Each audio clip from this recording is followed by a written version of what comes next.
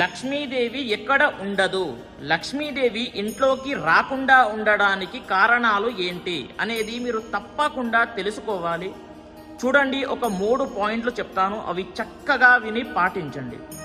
మొదటిది వచ్చేసి సంధ్యాకాల సమయములో అనగా సాయంకాల సమయములో నిద్రపోకూడదు. అది లక్ష్మీదేవి ప్రవేశిస్తున్నటువంటి సమయము కాబట్టి ఆ సమయమున నిద్రపోకూడదు. అది గుర్తుపెట్టుకొని పాటించండి. ఇంకొకటి రెండవది వచ్చేసి ధనానికి, ధాన్యానికి, పుస్తకానికి పెద్దవాళ్లకు కాళ్ళు తగలరాదు. అలా చేస్తే లక్ష్మీదేవికి కోపం వస్తుంది.